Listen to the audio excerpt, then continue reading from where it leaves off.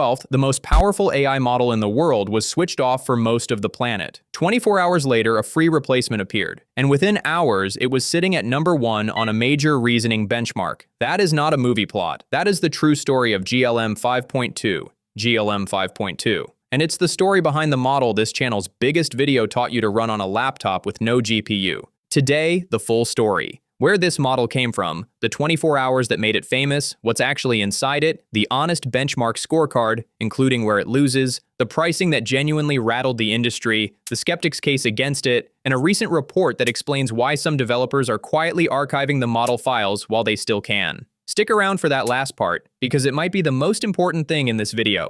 Let's start with those 24 hours. In mid-June, US export controls temporarily blocked global access to Claude Fable 5, at the time, widely considered the most capable model available. Developers around the world lost access to a tool many had built businesses on. The details of the policy are a story for another channel. What matters for ours is what happened next. The very next day, June 13th, z.ai, the Beijing-based lab also known as z.ai, released GLM-5.2, open weights MIT license, free to download, free to modify, free to use commercially forever. And within hours, per the benchmark trackers, it had claimed the top spot on bridge bench reasoning, ahead of the very model the world had just lost access to. The timing was, by every account, not a coincidence. One phrase started circulating on X and captured the whole moment. You cannot export control your way out of open source. The controls were lifted about 2 weeks later and Fable 5 came back online.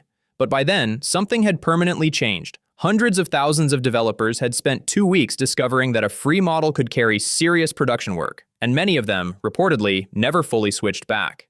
So what actually is this thing? Let's open the box.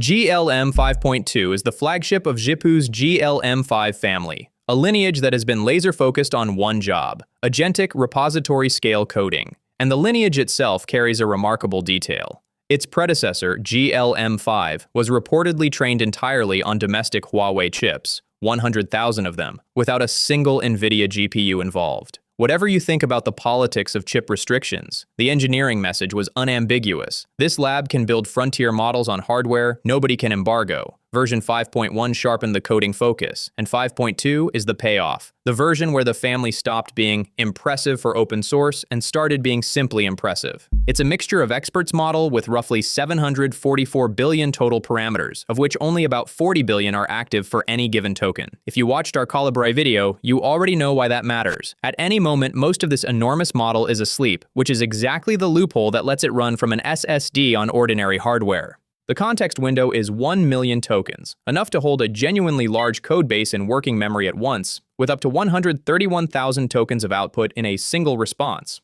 That's a whole multi-file refactor in one shot. And the license is MIT, the most permissive mainstream license there is. Not open weights with restrictions, not research only.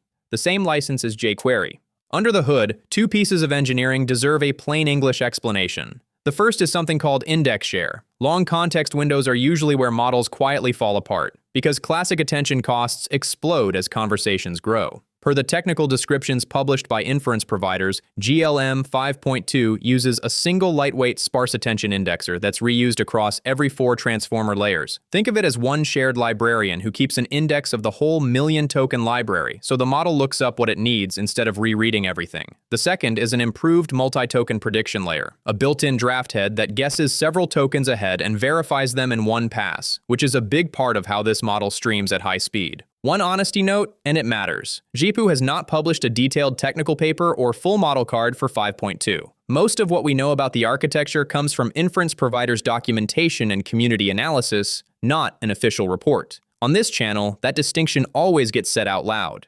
Now, the scorecard. And we're doing this the honest way. Wins and losses. The headline win on SWE-bench Pro, the benchmark that measures real-world software engineering fixes, GLM 5.2 scores 62.1, GPT 5.5 scores 58.6. A free downloadable model beating a flagship closed model on the benchmark that matters most for coding, and per industry reporting, doing it at roughly 1/6 the cost. The honest loss. On Terminal-Bench, which tests long-horizon agentic coding in a real terminal, GLM 5.2 scores 81. But Claude Opus 4.8 scores 85. The closed frontier still leads there. And on the broad Artificial Analysis Intelligence Index, GLM-5.2 scores 51, the highest of any open weights model ever measured, but still behind GPT 5.5 at 55 and Opus 4.8 at 56. The fairest one-line summary comes from the developer rankings that circulated after hands-on testing. GLM 5.2 roughly matches Opus 4.8 on practical coding work while beating GPT 5.5, and does it dramatically cheaper and faster. It is not the single best model on Earth, it's the best model you can own. And that word, cheaper, deserves real numbers because this is where the giants got rattled. Through Zhipu's own API, GLM 5.2 costs $1.40 per million input tokens and $4.40 per million output tokens. Through OpenRouter, community routing has pushed that down to 56 cents in and $1.76 out. There's even a free developer tier. Compare that to the closed frontier models, where blended costs run roughly 6 to 10 times higher, and add reported serving speeds around 300 tokens per second. And you understand why the value conversation changed overnight. When a free-to-download model delivers 90+% of frontier coding performance at a tenth of the price, every API bill in the industry becomes a question. Even the endorsements were unusual. George Hotz, the famously hard-to-impress hacker behind Tinygrad, praised it publicly, and his post went viral precisely because he almost never does that.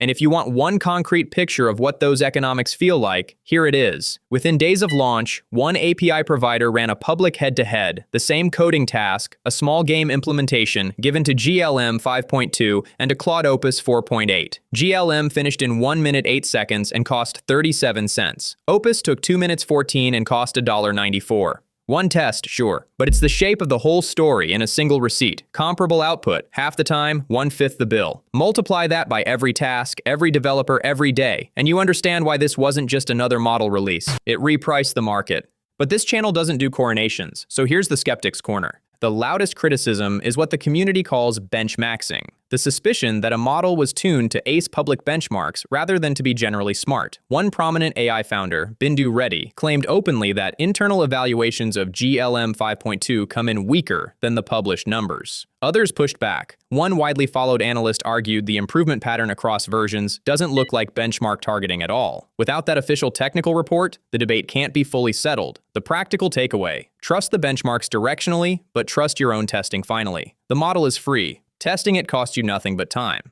There are also honest limits. GLM 5.2 is text only, no image input, while Opus 4.8 reads screenshots and diagrams natively. In fact, when Zhipu's founder G.A. Tang publicly asked the community what the next version must include, the answer, overwhelmingly, was vision, though to be clear, no successor has been announced, whatever some video tags around YouTube might imply. It also runs verbose at maximum reasoning effort, which quietly inflates token bills. And if pure cheapness is your only metric, DeepSeek's latest undercuts it several times over on output pricing.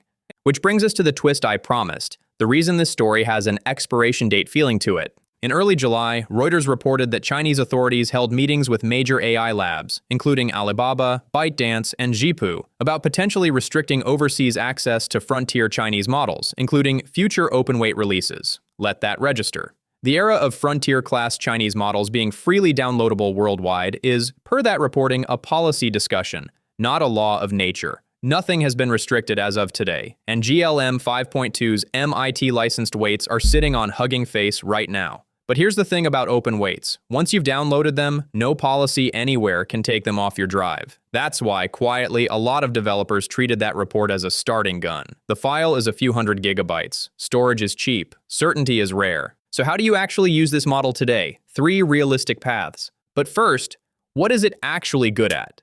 The community consensus after a month of hands-on use is consistent. This model shines brightest on exactly the work it was built for. Long horizon agentic coding, where it plans, edits, tests, and retries across a big repository without losing the plot. Front-end generation, where reviewers repeatedly single it out for producing clean, working interfaces on the first pass. And huge context work, feeding it an entire codebase or a mountain of documentation and asking questions that span all of it, which is precisely what a million-token window is for. Where it's weakest, anything involving images and casual chat, where its coding-first training shows. Know the shape of the tool, and it rewards you. Path 1, the easy one. The API, Zhipu's console with its free tier, or OpenRouter for the cheapest routing. Path 2 for coding. The GLM coding plan plugs the model directly into agents you already use, including Claude Code and Klein, so you can route your heavy agentic work to it and watch your bill drop. Path 3, full ownership. Download the MIT weights and run them on your own machine. And if the phrase 744 billion parameters on a laptop sounds impossible, that is literally the subject of the most watched video on this channel, linked in the corner and the description. SSD streaming, no GPU, $0 per token. This video is the why. That video is the how. Step all the way back and here's what the full story actually means. For most of the AI era, the rules seemed fixed. Frontier intelligence lives behind an API. It's priced by a handful of companies, and access is something that can be granted, or switched off. GLM-5.2 is the strongest evidence yet that those rules were temporary. A free model matched the giants where it counts most for developers, at a fraction of the price, under a license nobody can revoke. And the response from every direction, the price cuts, the policy meetings, the record releases like Kimmy's 2.8 trillion parameter K3 chasing the open source crown, all of it confirms the same thing. The center of gravity is shifting toward models you can hold, and it won't be a straight line. Benchmarks will be argued. Policies on more than one side of the ocean may tighten, but the file is out there. The license is permanent, and 1 million developers now know what free frontier class AI feels like. You don't easily unring that bell. So here's my question for you, and I'll pin it below. Has GLM 5.2, or any open model, actually replaced paid AI in your workflow, or is the closed frontier still worth the bill for you? Real answers from working developers, please. The best ones shape the comparison video coming later this week. Every source in this video, the benchmark data, the pricing pages, the Reuters report, and the official repositories is linked in the description so you can verify every claim yourself. That's the standard on this channel. If you want the full story behind the tools everyone else just reacts to, sourced, honest, and in plain English every single day, subscribe. I'll see you in the next one.